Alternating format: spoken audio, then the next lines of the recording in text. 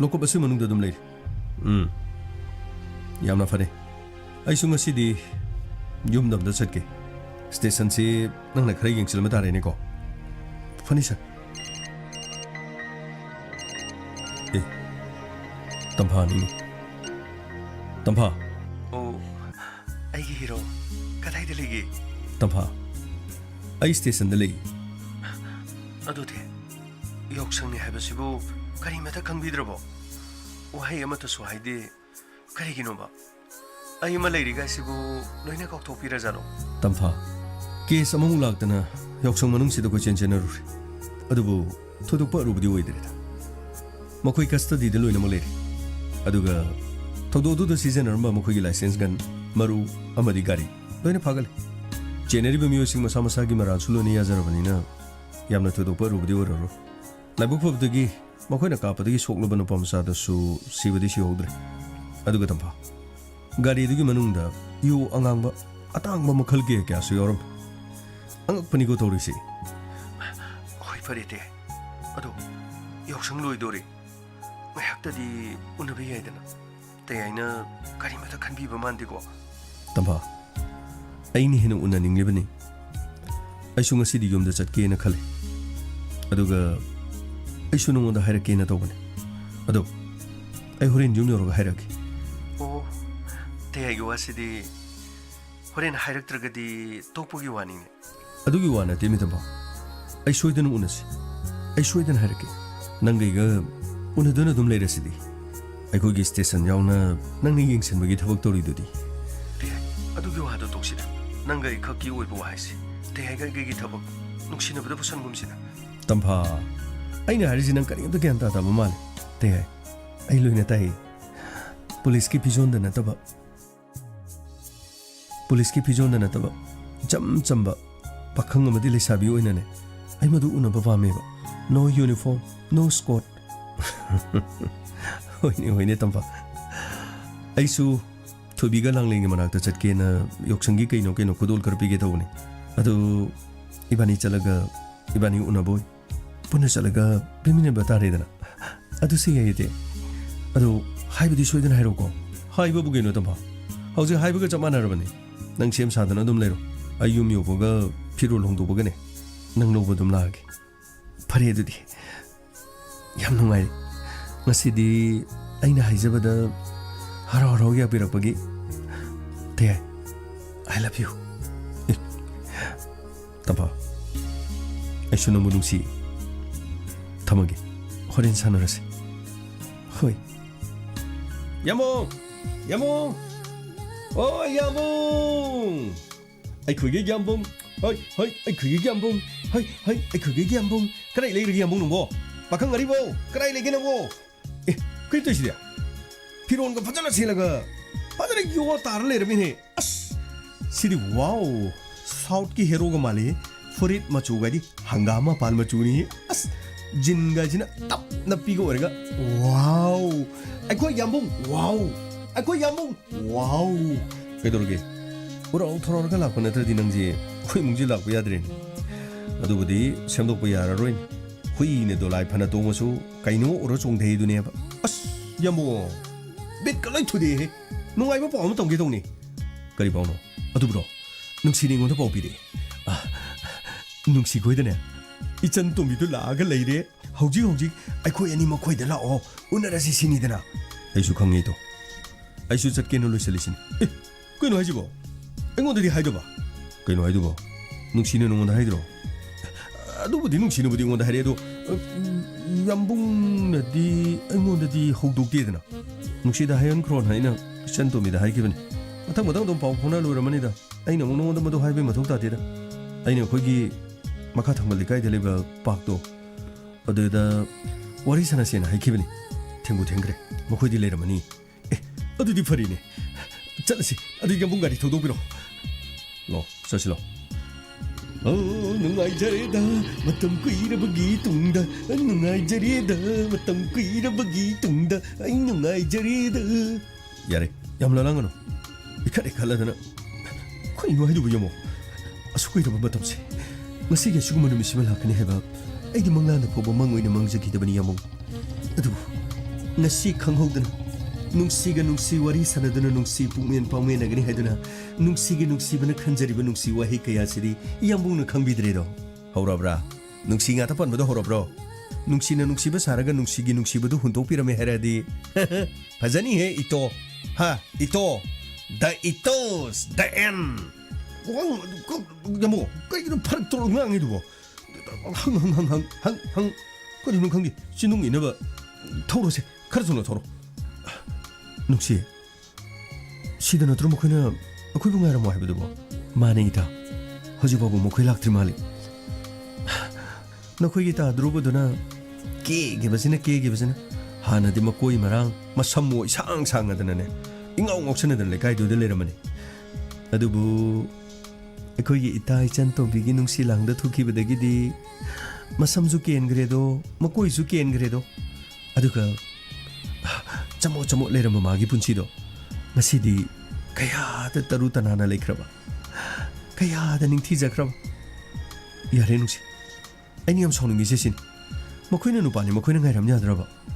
pak sidi yong pakang le sabi adigi family ge koi be lak nari ba myam singo ba sida koina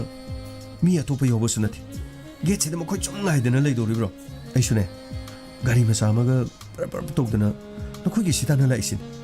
akhoi ta momo hala madine ai mi wa ta ga dori ne ba kai no ba man to sibo ai koi ta aside da pa ka sigi ge ta masak phajaba no pi am lei ni aduga mama na bi pik tak to bi masak phajabam su yori ni law sangsilaga number low bra kai no torsila takitiki au tawra nang no bi do bra angang masagi cartoon do horo bro adugi wana tida mi koina ba mi ngai borong ni akoi mu jengjel ka ran taru do hore mi ne mu mai sid khopang na thak tharadi au na roidro pakhani ge no makhu juli sabini number thar ga thel ga le bro sangsel ga hangbu di akoi ga hak ni ge no lo sangjilo komo au sai mu sha dana ke nom tang jegi kana ngai birino kai gi no ne do hangi do kai gi no akhoi mi mangai bane leisabina pakhang ngai ba pakhang na leisabi ngai ba nataba hoi hauji matam sigi chenabini haitare unthok na to na su khangna khraba nungsi na khraba haidu tare mapum sida khoi ga khangna ba tare gadi ai khoina dum ngai jarungani ado matam su sojeroi yoksang su yoksang ni abir kita teise gedana he ngoksina na chalo hojing matam dane nakoine toribu mongdu yam chana dramani chato ai chalo akoi ju mi mangai bani chalo sali jo mongai di man dana kai among gi type ni ne chike te to wei wani ne ado abir to te hining dragana yoksang ji thokono yumdagi mapan thokpigana yumda dum tumin na lebi yoksang manung ni habagi ta tholabi mai thunga du da machu ki abir si mai de teise gi haibai wani athai matam de khoisu kai so haiba na te da site hining dragana yumdagi mapan thokpigano sakphajabi gyan thabiri ko adu number um to piro message thanase adu degi whatsapp ta gidi photo thanaba adu degi di mathang nangisu aigisu nangisu noisi miya mo shida boro ha akhoisi nupi ni gaina noisi miya mo shida bai waraba adu makri mileti thabal thinglam drabadi nungsibi nangi khujeng paijaraga numidang na thaban jongmi na yabane adu loina tokraga se selfie imta logsi selfie matang lahorubadi haying thingnar basu kauna danaba lambi de nongma thengna kibado hainaba aduga number piragadi akoine kapsari ba photo sisu nakoi gi phone da ting eta kapsan jarage nakoi gi sibu yamno sidabu gi waraba nakoi tagi na tawani hauji matamna adumna no bilak na bado chanadrabani koi no hajibo som leishabi natrabo songi si mauga oibirobra hajibo mina lana hanidradi yumda lebiyo mauna leishabi sharga karigino lambi sorokda chapiridubo adoragadi chelu boiram tare ꯆꯦꯜꯂꯨꯕ ꯑꯣꯏꯔꯒ ꯃꯇꯝ ꯉꯥꯏꯅꯕ ꯅꯠꯇ꯭ꯔꯒ ꯂꯨꯍꯣꯡꯕ ꯁꯨꯝ ꯇꯣꯛꯈꯤꯕ ꯑꯣꯏꯔꯒ ꯑꯗꯨ ꯑꯣꯏꯔꯗꯤ ꯑꯔꯣꯟꯕ ꯁꯣꯏꯗꯅ ꯂꯩꯔꯝꯒꯅꯤ ꯑꯗꯣꯝꯒꯤ ꯑꯔꯣꯟꯕ ꯂꯩꯔꯒꯗꯤ ꯑꯩꯁꯨ ꯑꯗꯣꯝꯒꯤ ꯑꯔꯣꯟꯕ ꯑꯣꯏꯖꯒꯦ ꯔꯦꯁꯇꯨꯔꯦꯟꯗ ꯎꯅꯁꯤ ꯑꯍꯥꯎ ꯑꯊꯨꯝ ꯀꯌꯥ ꯆꯥꯃꯤꯟꯅꯕꯒ ꯂꯣꯏꯅꯅ ꯏꯁꯩ ꯁꯛꯃꯤꯟꯅꯕ ꯑꯗꯨꯒ ꯔꯦꯁꯇꯨꯔꯦꯟꯗꯁꯨ ꯅꯪ ꯑꯩꯇꯒꯤ ꯑꯣꯏꯕ ꯐꯤꯜꯝ ꯑꯗꯨꯒꯨꯝꯕ ꯐꯤꯂꯝ ꯀꯌꯥꯁꯨ ꯅꯝꯃꯤꯟꯅꯁꯤ ꯀꯔꯤ ꯍꯥꯏꯒꯦ ꯒꯨꯅꯥ ꯃꯥꯅꯤ ꯃꯥꯅꯤ ꯑꯥꯎ ꯅꯨꯄꯤꯁꯤꯅ ꯈꯨꯄꯥꯛꯅ ꯁꯣꯏꯗꯅ ꯊꯥꯔꯛꯄ ꯇꯥꯔꯦ ꯅꯪꯒꯤꯁꯦ ꯑꯩ ꯌꯥꯝ ꯎꯁꯤꯠꯇꯕꯩ ꯋꯥꯅꯤ ꯉꯁꯥꯏꯃꯛꯀꯤ ꯅꯪꯅ ꯉꯥꯡꯂꯤꯕꯁꯤꯡꯁꯦ ꯄꯨꯛꯅꯤꯡ ꯑꯁꯤꯗ ꯊꯃꯣꯏ ꯑꯁꯤꯗ ꯃꯆꯦꯠ ꯑꯃꯠꯇ ꯆꯪꯉꯨ ꯌꯥꯗꯦ ꯎꯁꯤꯠ ꯊꯑꯣꯏꯗꯅ ꯉꯥꯡꯂꯤꯕ ꯑꯗꯨꯒꯤꯗꯃꯛꯇꯗꯤ ꯎꯁꯤꯠ ꯊꯑꯣꯏꯗꯅ ꯉꯥꯡꯂꯤꯕꯗꯣ ꯃꯗꯨꯒꯤꯗꯃꯛꯇ ꯍꯦ ꯅꯨꯄꯤ ꯅꯪꯒꯨꯝꯕꯅ ꯑꯩꯉꯣꯟꯗꯁꯨ ꯈꯨꯠ ꯊꯥꯔꯦ ꯅꯪꯒꯤꯁꯦ ꯅꯪ ꯌꯥꯝꯅ ꯂꯤꯡꯕꯩ ꯋꯥꯅꯤꯅꯦ ꯅꯪ ꯌꯥꯝꯅ ꯂꯤꯡꯕꯩ ꯋꯥꯅꯦꯕ ꯄꯥꯛ ꯑꯁꯤꯗ ꯃꯐꯝ ꯑꯁꯤꯗ ꯅꯪꯕꯨ ꯀꯅꯥꯅ ꯀꯟꯒꯅꯤ ꯑꯩꯁꯦ ꯕꯦꯂꯥ ꯕꯦꯂꯥ ꯕꯦꯂꯥ ꯍꯥꯏꯈ꯭ꯔꯗꯤ ꯂꯣꯏꯔꯕꯅꯤ ꯂꯥꯎ ꯂꯥꯎ ꯅꯈꯨꯠ ꯊꯥꯗꯣ ꯂꯥꯎ ꯁꯦ ꯅꯈꯨꯠ ꯄꯤꯔꯣ ꯁꯦ ꯅꯈꯨꯠ ꯄꯤꯔꯣ ꯊꯥꯗꯣ ꯊꯥꯗꯣ ꯊꯥꯗꯣ ꯍꯥꯏꯔꯒ ꯊꯥꯗꯣ 이센도비씨 타도 시 가나 레브게 아이게 이마나비 이센도비씨 파도래 아무도 간비요 아무도 간비요 에이 구나 가나노 이제 좀 단칼리지 가나노 구나 이제 좀 뚱뚱이 단칼리지 가나노 아우 베라 아이들가 잘 하이드로 누피도 까란 다루노나 어서 강디에 누파 왕자오 보면 난 단가 그래 아도 너에게 놀래이노 짱절로 건 틴절로 누빠체 틴절로 호이 틴게 타도 아우 아야야야야 야방자 야방대 그래 헤이 마니 토이 낭가 놈 옌레이도 게이노 아이 장칼리바 미시 마니 토이 아이 장칼리바 미시 나 과연 니 장들 풀어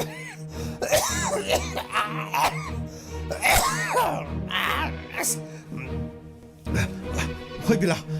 구나수 살랐다 그러네 아두나 내는 거 헤이 시 타도 헤이 타도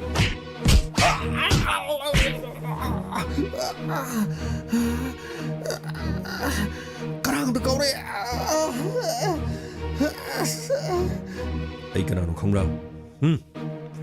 ai cái nào nó không ra ơi nâng ngọc chung được vai được ạ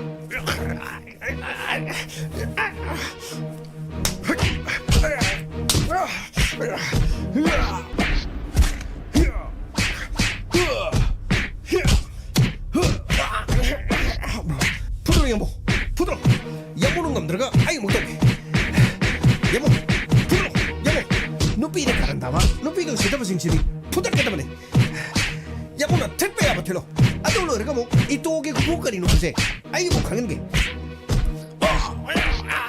아야야야야 구나 많이 더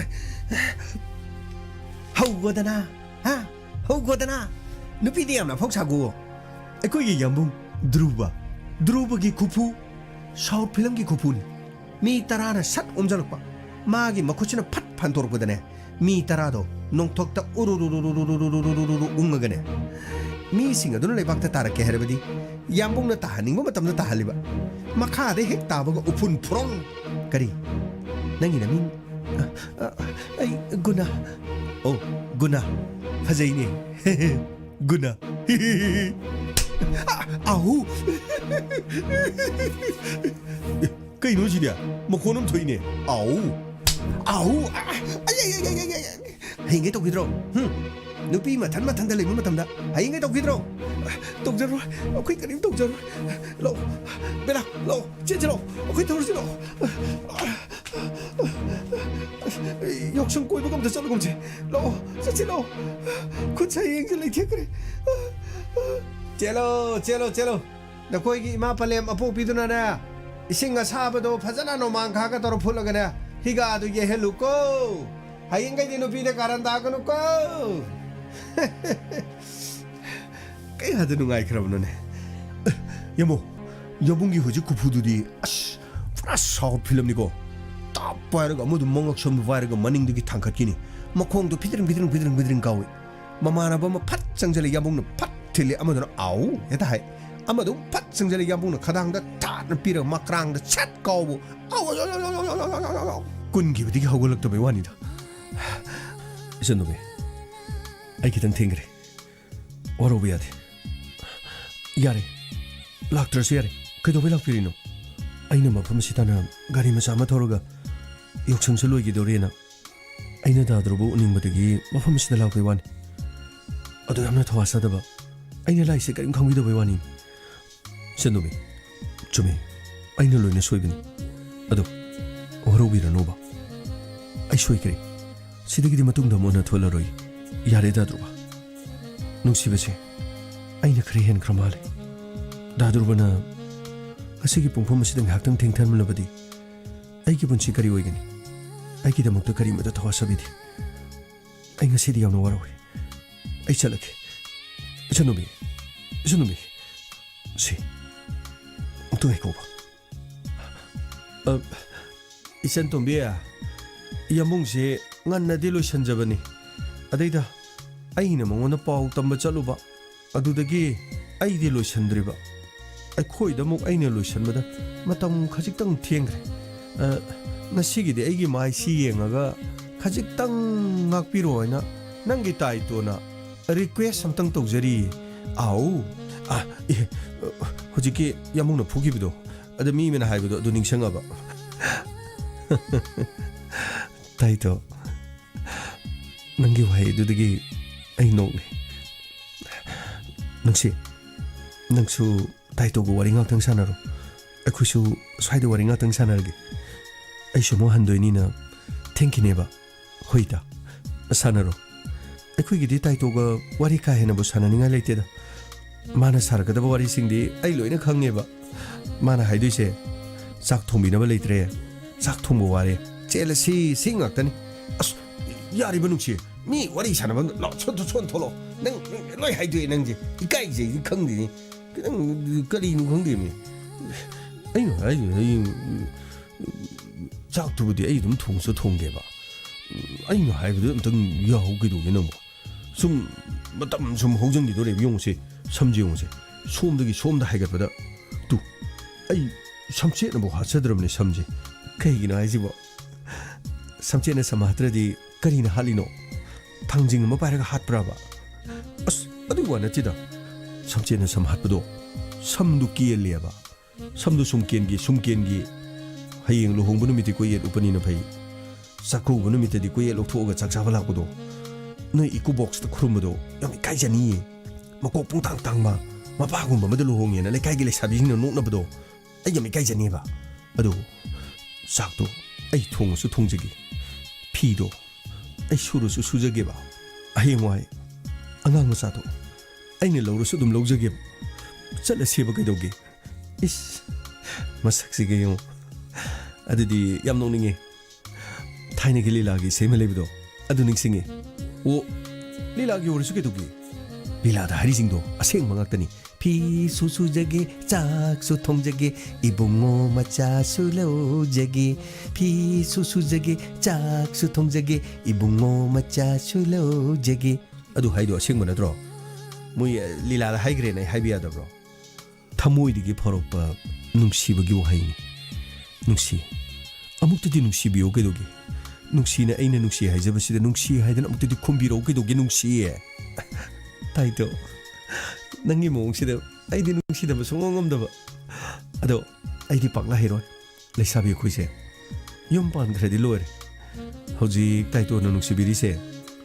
ꯅꯌꯨꯝꯗꯕꯨ ꯂꯩꯔꯕ ꯐꯨꯕꯣ ꯆꯩꯕꯣ ꯐꯅꯦꯛ ꯑꯀꯨꯕ ꯑꯃ ꯁꯦꯠꯂꯒꯅꯦ ꯀꯣꯛ ꯏꯐꯥ ꯐꯥꯔꯒ ꯏꯆꯥ ꯃꯀꯣꯛ ꯄꯥꯠꯄ ꯃꯌꯥꯝꯗꯣ ꯑꯩꯅ ꯁꯦꯟꯅꯒꯗꯕꯗꯣ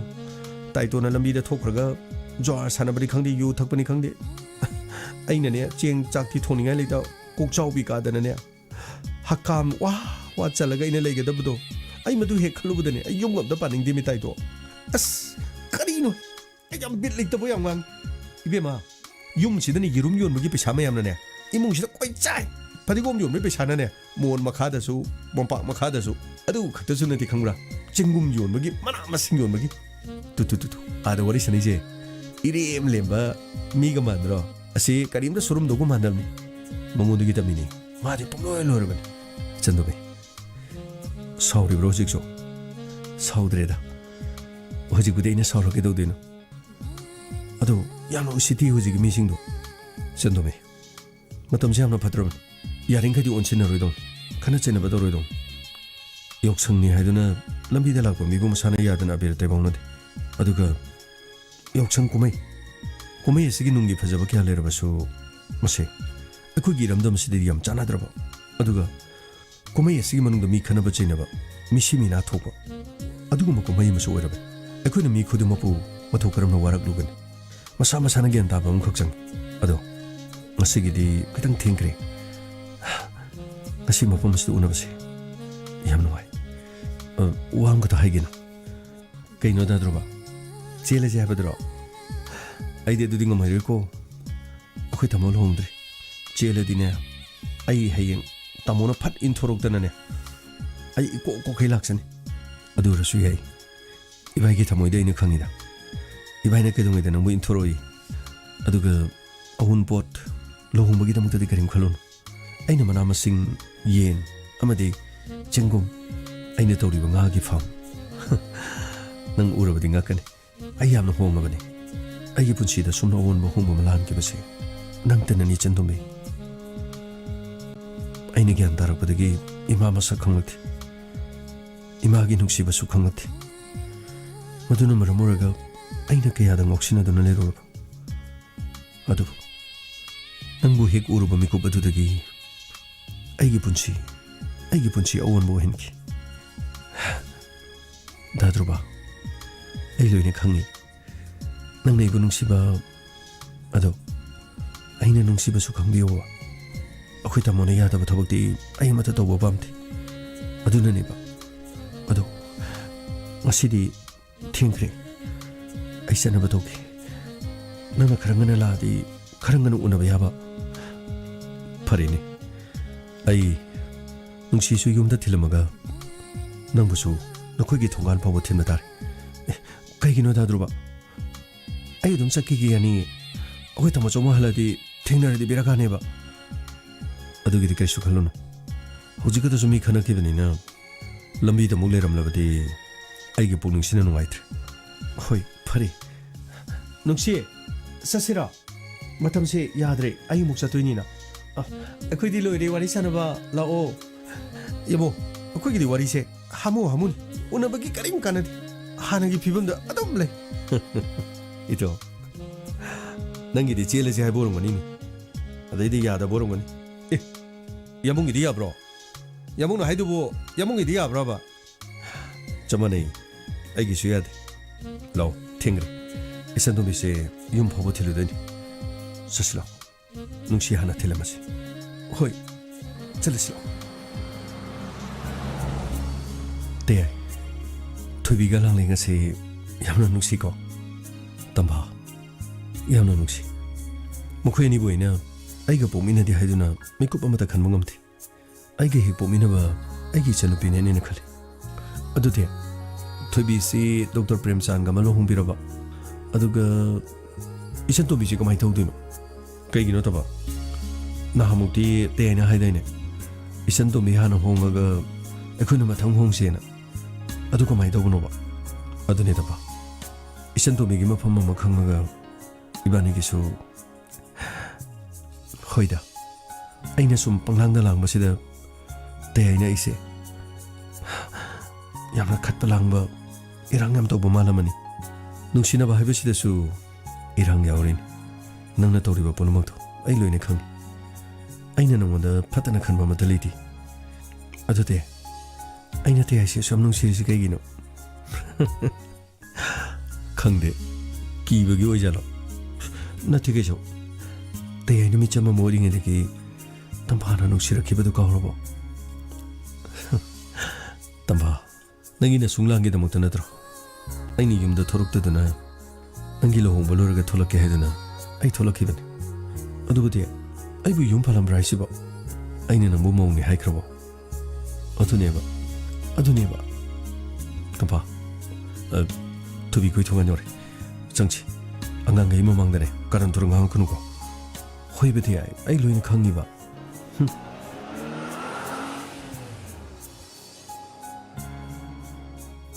ꯂꯥꯛꯑꯣ ꯀꯨꯝꯁꯤꯂꯣ ꯊꯣꯏꯕꯤ ꯊꯣꯏꯕꯤ ꯂꯥꯡꯂꯦꯟ 다다 정화 다다 손대 성점비로 랑레니 가시 그러봐 허지가들 레이키베니 마마나비 어머니 아버지 때이니 놓고 있단 달람머니 예 욕성 없는 건물 하시보 다다 욕성디 한dak 때마다 야들이다 랭강나수 SOP ngakadabaniena kutingtingbudo 욕성가디 토리카이네 다들이다 야마 파레 토비 덤팔로 가카실로 호이테 토비 랑네나 솔라디 바돈 락티라니 스와이디 얌 낭나 레이키베니 에코이 라이세 욕성기 라보니 욕성메 타바노 미테 솔라고 낭드라바 아데기 케스 아마니수 좀 락슬라바 아두데기 케스 투게 모코 첸첸마다 마탐세 땡도크레 이 랑레레 랑레 다다 낭부 욕성 톡프로 낭부 톡티데다다 이마나비 아마니 라파 아두가 아베 때이니노 코이 탄단바 아다 이나모 아사이데 로로니 아다 가리 말라코두다 다라라포 말레네 짱이니 오 라올로 가클로 다다이 말라탈로 회데다 세 아이와이 욕성 하리부 꾸마이시부디 파바 욕성제 빵토이바 미싱세 마시세 와칸 따락다바 아두나 파자크르부 꾸마이도 빵토이바 미싱나 라나 완독시 잘한기바 아두나 카나 체나바 미핫 미분 미시미나 가리나 탱바 후동사다바 캬마름 트웨드나 랭강나네 야데 해바다복두데 코나 토로이도 아두가 마두게 마욕도수 남드나 코나 타반 종노부 코노바 실로이도니고 회데다 어프이 카림도 신말레이티 한다키디 종어로이 파레 투비 다다 세 샤카라니 다다 페샤도 야말레이다 투비 페샤지 가슈 야마나티 욕성 꾸마이라 아프기네 다다는 엄마 카르피베니 다다 페샤도 야마레이다 투비 아이기 폼더디 말레마시데 레리벨란 톰푸노마 너쿠이니기 모폼도 피로바수 아이니 pengadaba leitin aini pibase dum loksalo tubiya naida dana pirisi loksalo mabungna masangi dama asu nungsina piraga nangna lanaradi kamai tongni loksalo hoinama nangni nama kobuse tu si khyao hekjungba lawai luton ga si ta sale hauraba mo angangwangsida haibida inama suyamna nungsi dada suyamna nungsi kungi kumai harau lakpase puning se hekta nungsi re negidi mama mapaga no kheduna macha masuga harau lebasi uraga mitigi pise dum tari adubi inama aigi ibung leiri khanduna aina nokchariben ngasidi ay nokan aigi imaga pabunga leitrabasu aigi ibung ama leya haiduna ngasidi nokani hey tubi kainom tidubo taibung ngasida mama pa leitraba mi kokthong ama leirisidi ay pabung leitrabani ason mi mama leiri ichanupi nakhoi hom leiri kaigino adu ama handana khalidu kaigino adu ama puning handana khanmai maram kaigino 다다 아이 그리스 보는 선타벨 레이티 아두부다다 고메 하라고 헬락보다 레키드르 이마가 보고도 헥터 닝싱라파 야레 또세 아두마이나 미티기 비다간 아이네 호렌 파워 이토메 야로이 호이데다 아이 토게 투비 너희데다 나서 하이리드나 아두마이나네 akhoi chakra ga sunang adung gapro inama kapti aigi kari suat palaiti aigi awat papunama dadana loina men khatpi bangaktan ado doctor dudi kamai tawrigi inama doctor ꯑꯗꯨꯝ ꯄꯥꯎ ꯐꯥꯎꯅꯔꯤ ꯃꯥꯅꯗꯤ ꯌꯨꯝ ꯄꯥꯟꯕꯒꯤꯁꯨ ꯌꯥꯝꯅ ꯀꯟꯅ ꯍꯥꯏꯔꯕꯅꯤ ꯑꯗꯨꯕꯨ ꯑꯩꯅ ꯂꯥꯡꯂꯦꯟꯒꯤ ꯈꯜꯂꯒ ꯌꯨꯝꯁꯦ ꯄꯥꯜꯂꯔꯣꯏ ꯍꯥꯏꯅ ꯂꯦꯞꯂꯦ ꯌꯥꯗꯦ ꯌꯥꯗꯦ ꯀꯔꯤꯅꯣ ꯑꯩꯈꯣꯏ ꯃꯌꯥꯝ ꯂꯩꯁꯤꯗꯤ ꯂꯥꯡꯂꯦꯟꯗꯣ ꯅꯪ ꯍꯦꯛ ꯌꯨꯝ ꯍꯦꯛ ꯄꯥꯟꯈꯤꯕꯒ ꯂꯥꯡꯂꯦꯟꯗꯨ ꯑꯩꯈꯣꯏꯗ ꯊꯝꯕ ꯇꯥꯔꯦꯗꯅ ꯇꯝꯐꯥ ꯅꯈꯣꯏꯗ ꯂꯩꯕ ꯌꯥꯔꯣꯏ ꯑꯩꯈꯣꯏꯗ ꯂꯩꯒꯗꯕꯅꯤ ꯀꯩꯅꯣ ꯇꯦ ꯑꯩꯅ ꯑꯩꯈꯣꯏꯗ ꯍꯥꯏꯁꯦ 이반이기 만학더니 어머 호라버나 미나 하이두디 때는 충자주 따디 아이나 아코이 юм다디 아코이 밤다디 가만히 탐도이노 이반이기 юм다 하이러가 헛 야레스 헛 야레 아도 내다 라잉에시다 아이고 와퍼만 마땅 하우독자닝 그리나 토비 내다 레카이스데 레비 아이 마나비 모컬리 마키 칸마다 아이 ꯌꯥꯝꯅ ꯅꯨꯡꯉꯥꯏꯇ꯭ꯔꯦ ꯀꯩꯗꯧꯔꯒꯦ ꯅꯈꯣꯏ ꯅꯃꯥꯟꯅꯕꯤ ꯀꯔꯤ ꯇꯧꯕ ꯂꯩꯔꯒꯦ ꯏꯃꯥꯟꯅꯕꯤ ꯑꯗꯨꯒꯤ ꯃꯃꯤꯡ ꯃꯤꯅꯥ ꯀꯧꯏ ꯃꯤꯅꯥ ꯀꯩꯗꯧꯔꯕ ꯗꯗꯥ ꯃꯤꯅꯥꯁꯤ ꯑꯩꯈꯣꯏꯅ ꯂꯩꯔꯤꯕ ꯀꯦꯟꯗ꯭ꯔꯁꯤꯒꯤ MLAꯗꯣ MLAꯒꯤ ꯀ꯭ꯋꯥꯇꯔꯗ ꯂꯩꯕ ꯅꯨꯄꯥ ꯑꯃꯒ ꯃꯥꯒ ꯈꯪꯅꯕꯅꯤ ꯃꯣꯏꯅꯤ ꯅꯨꯡꯁꯤꯅꯔꯛꯈꯤ ꯑꯗꯨꯒ ꯏꯃꯥꯟꯅꯕꯤꯁꯤ MLAꯒꯤ ꯀ꯭ꯋꯥꯇꯔ ꯑꯗꯨꯗꯁꯨ ꯅꯨꯄꯥꯗꯨꯅ ꯌꯥꯝꯅ ꯇꯠꯇꯅ ꯀꯧꯕꯖꯥꯠ ꯃꯈꯣꯏꯅꯤ ꯃꯐꯝ ꯑꯗꯨꯗꯁꯨ ꯌꯥꯝꯅ ꯇꯠꯇꯅ ꯎꯅꯕ ꯑꯗꯨꯕꯨ ꯏꯃꯥꯟꯅꯕꯤꯗꯨ ꯃꯗꯨꯗꯒꯤ ꯈꯔ ꯂꯩꯔꯒ ꯏꯃꯥꯟꯅꯕꯤꯗꯨ ꯃꯍꯥꯛ ꯆꯦꯜꯂꯦ ꯆꯦꯜꯂꯕ ꯃꯇꯨꯡꯗ ꯅꯨꯄꯥ ꯑꯗꯨꯒꯤ ꯃꯌꯨꯝꯗ ꯆꯦꯟꯕ ꯅꯨꯃꯤꯠ ꯑꯗꯨꯃꯛꯇꯗ ꯍꯥꯏ ꯁꯣꯕꯥ ꯏꯃꯥ ꯀꯔꯤ ꯍꯥꯏꯒꯦ ꯉꯥꯏꯈꯣ ꯅꯪꯅ ꯅꯨꯄꯤ ꯑꯃ ꯄꯨꯔ ꯂꯥꯛꯏꯁꯤꯕꯨ ꯄꯣ ꯄꯥꯛꯁꯨ ꯁꯨꯗ ꯃꯥꯜꯂꯦꯅꯦ ꯀꯔꯥꯏꯗꯒꯤ ꯅꯨꯄꯤꯅꯣꯕ ꯅꯪꯅ ꯌꯨꯝꯁꯤꯗ ꯄꯨꯁꯜꯂꯛꯏꯁꯤꯕꯣ ꯍꯥ 이마 ꯑꯩꯒꯤ ꯅꯨꯡꯁꯤꯅꯕꯅꯤ ꯅꯨꯡꯁꯤꯅꯔꯒ ꯌꯥꯅꯔ ꯆꯦꯜꯂꯛꯏꯅꯤ ꯀꯩꯗꯧꯔꯒꯦ ꯏꯃꯥ ꯍꯦ ꯅꯆꯤꯟꯗꯨꯗ ꯎꯠꯀ ꯋꯥꯏꯒ ꯅꯣꯏꯒꯅꯤ ꯑꯩꯅ ꯍꯥꯏꯁꯤꯅꯤ ꯅꯨꯄꯤ ꯑꯁꯦ ꯑꯩꯅ ꯌꯦꯡꯕꯗ ꯃꯔꯥꯏꯕꯛ ꯆꯤꯔꯥꯏ ꯌꯦꯡꯕꯗꯁꯨ ꯃꯋꯥ ꯄꯨꯟꯁꯤꯔꯣꯏꯗꯕ ꯅꯨꯄꯤ ꯑꯃ ꯑꯣꯏꯅꯦ ꯑꯗꯨꯒꯅꯦ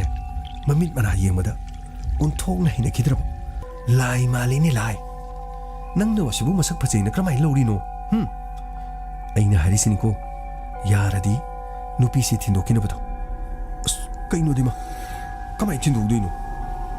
ꯃꯥꯒ ꯑꯩ ꯃꯔꯤ ꯂꯩꯅꯔꯤꯁꯦ ꯌꯥꯝ ꯀꯨꯏꯔꯕꯅꯤ MLAꯒꯤ ꯀ꯭ꯋꯥꯇꯔꯗꯒ ꯑꯩꯅ ꯀꯧꯗꯅ ꯌꯥꯝ ꯎꯅꯔꯕꯅꯤ ꯅꯪꯗꯤ MLAꯒꯤ ꯃꯅꯥꯛꯇ ꯂꯩꯌꯨ ꯅꯪꯗꯤ ꯑꯥꯗ MLAꯒꯤ ꯃꯅꯥꯛꯇ ꯂꯩꯌꯨ ꯂꯩꯕꯁꯤꯗꯤ ꯅꯨꯄꯤꯁꯤ ꯎꯅꯅꯕ ꯃꯥꯒ ꯊꯨꯡꯅꯅꯕ ꯑꯣꯏꯔꯦꯅꯦ ꯏꯃꯥ ꯑꯗꯨꯒꯤ ꯋꯥ ꯅꯠꯇꯦ ꯃꯁꯤꯗ ꯋꯥ ꯌꯥꯝ ꯆꯥꯎꯊꯣꯛꯒꯨꯝꯁꯦ ꯏꯃꯥ ꯃꯣꯏꯒꯤ ꯏꯃꯥꯗꯤ ꯂꯩꯔꯤꯕꯅꯤ ꯑꯗꯨ ꯃꯣꯏꯒꯤ ꯑꯄꯣꯛꯄꯗꯤ ꯂꯩꯈꯤꯗ꯭ꯔꯕꯅꯤ ꯑꯗꯨ ꯀꯩꯗꯧꯔꯦ ꯍꯥꯏꯅꯣ ꯍꯦ ꯑꯩꯅ ꯍꯥꯏꯁꯤꯅꯤ ꯀꯗꯥꯏꯗꯅꯣ ꯅꯣꯏ ꯅꯃꯥꯟꯅꯕꯒꯤ ꯃꯅꯥꯛꯇꯅꯦ ꯅꯪ ꯇꯨꯝꯃ ꯆꯠꯂꯣ ꯌꯨꯝ ꯑꯁꯤꯗꯅꯤ ꯃꯧꯁꯤ ꯊꯝꯃꯝꯃꯨ ꯌꯨꯝꯁꯤꯗ ꯆꯪꯉꯛꯀꯅꯨꯀꯣ ꯑꯩ ꯇꯧꯒꯦ ꯏꯃꯥ ꯇꯧꯒꯦꯀꯣ ꯃꯤꯅꯥꯎ ꯀꯔꯤ ꯍꯥꯏꯒꯦ ꯃꯥ ꯉꯁꯤꯗꯤ ꯅꯪꯅ ꯏꯃꯨꯡꯁꯤꯗ ꯂꯥꯛꯄꯁꯦ ꯏꯃꯥꯗꯤ ꯑꯍꯥꯎꯕ ꯏꯟꯁꯥꯡꯁꯨ ꯄꯤꯖꯕ ꯉꯝꯗ꯭ꯔꯦꯗꯣ ꯂꯥꯛꯑꯣ ꯅꯪꯒꯤ ꯆꯥꯅꯅꯕ ꯆꯥꯛꯀ ꯏꯟꯁꯥꯡꯒ ꯁꯤ ꯂꯧꯔꯨ ꯂꯥꯛꯑꯣ ꯏꯃꯥ ꯃꯥ ꯂꯥꯛꯑꯒ ꯄꯨꯟꯅ ꯆꯥꯃꯤꯟꯅꯕꯅ ꯐꯔꯣꯏꯗ꯭ꯔꯣ ꯀꯩꯅꯣꯅꯦ ꯍꯥꯏꯁꯤꯕꯣ ꯂꯩꯐꯧ ꯂꯩꯃꯤꯟꯅꯗ꯭ꯔꯤ ꯃꯥ ꯂꯥꯛꯑꯒ ꯒꯥꯏꯅ ꯇꯧꯔꯤꯗꯨꯕꯨ ꯀꯔꯤꯅꯣ ꯁꯦ ꯂꯩꯔꯦ ꯁꯦ ꯁꯧꯒ꯭ꯔꯤ ꯊꯣꯡꯕꯅꯤ ꯑꯗꯨꯒꯅꯦ ꯏꯟꯁꯥꯡ ꯑꯃꯁꯤꯅ ꯕꯦꯂꯦꯟꯗ꯭ꯔꯤ ꯏꯔꯣꯝꯕꯅꯤ ꯏꯟꯁꯥꯡ ꯑꯅꯤꯁꯤ ꯆꯥꯒꯗꯕꯅꯤꯀꯣ 이마 아이디 벨렌드리디 자디 이마 소그리부디 자바 그리노냐 레이보 레이드리 유마시다 아이디 아두 짜이 아다 짜이가 나 떠오리시보 이마 나피가니마 소이크리마 아이나 자다보디 짬짬나 하이저르바니마 아이 소그리 통모가 좀 자자르기 부살로 ngasidiне chelakpa numini belendrido adu chadaba yadabaniko sogi thongmodusu chagadaba sumna dada numit atuda manibong mahapu yamna tathi tawine to belendri iromba bijarabadi yum adudagi mamodu sitnan thokini sogri thongba charabadi isin singani yum aduda leiba ngamdanabani haibagi mawongda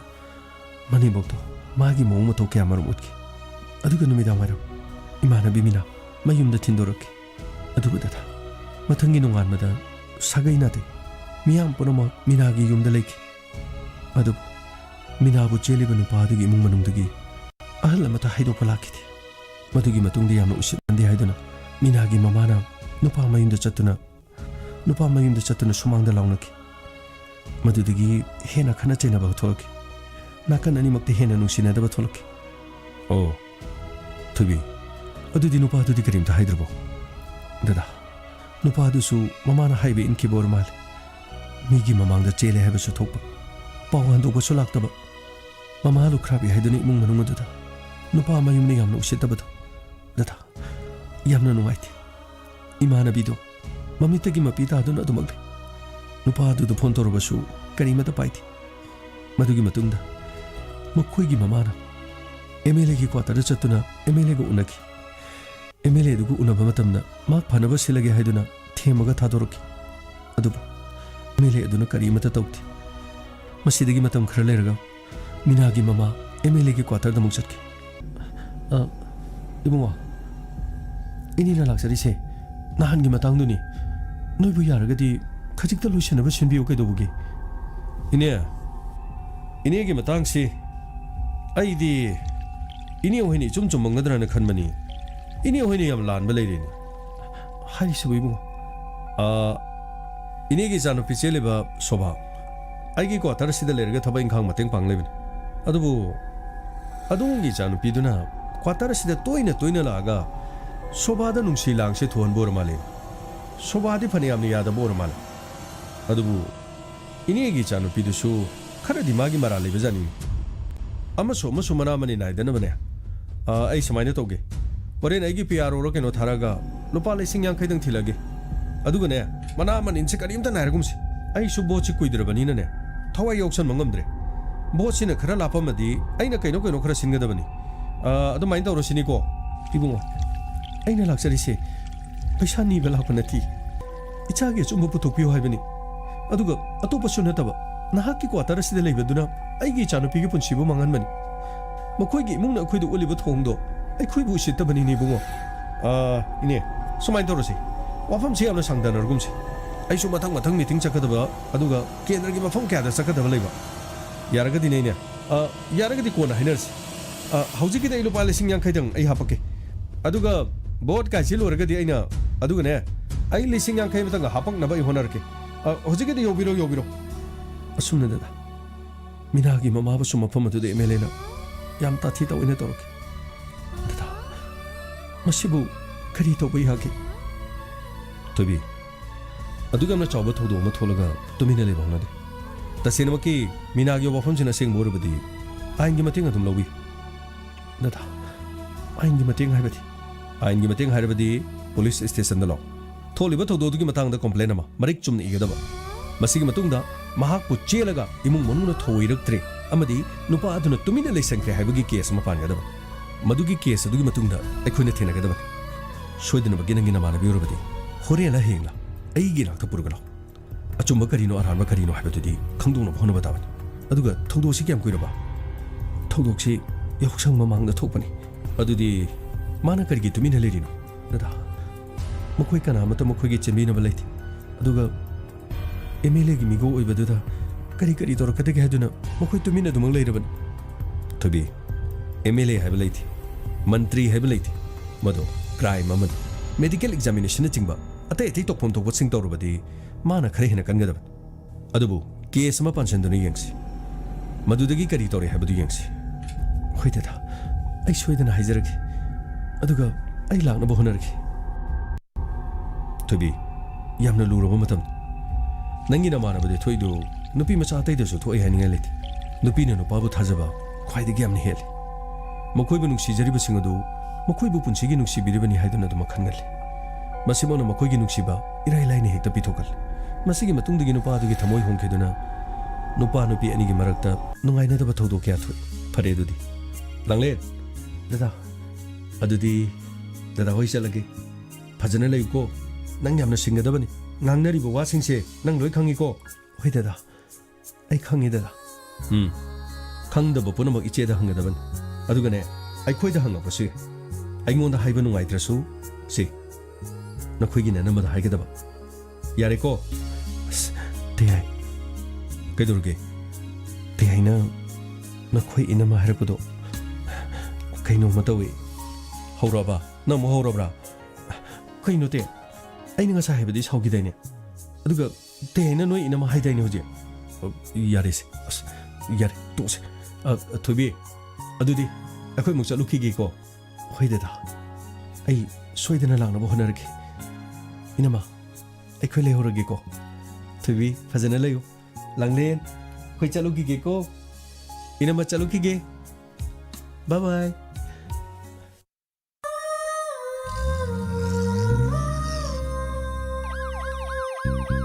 ꯂꯥꯛꯂꯦ ꯂꯥꯛꯂꯦ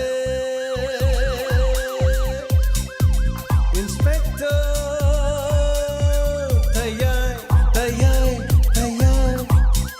Lakle lakle Lakle lakle ꯍꯧꯈꯤꯕ ꯇꯥꯡ 3 ꯊꯥ 9 ꯏꯪ 2019 ꯂꯩꯕꯥꯛ ꯄꯣꯛꯄ ꯅꯨꯃꯤꯠ ꯑꯁꯤꯒꯤ ꯅꯨꯡꯊꯤꯜꯗ ꯆꯔꯥꯡꯄꯥꯠ ꯃꯃꯥꯡ ꯂꯩꯀꯥꯏꯗꯒꯤꯅ ꯌꯥꯔꯤꯄꯣꯛ ꯑꯣꯏꯜ ꯄꯝ ꯐꯥꯎꯕꯒꯤ ꯃꯅꯨꯡꯗ ꯃꯅꯤ ꯕꯦꯒ ꯑꯃ ꯇꯥꯍꯧꯔꯤ ꯍꯥꯏꯔꯤꯕ ꯃꯅꯤ ꯕꯦꯒ ꯑꯁꯤꯗ ꯌꯥꯎꯈꯤꯕ ꯆꯦ ꯆꯥꯡꯁꯤꯡꯗꯤ Aadhaar card driving license SBI ATM card ꯑꯃ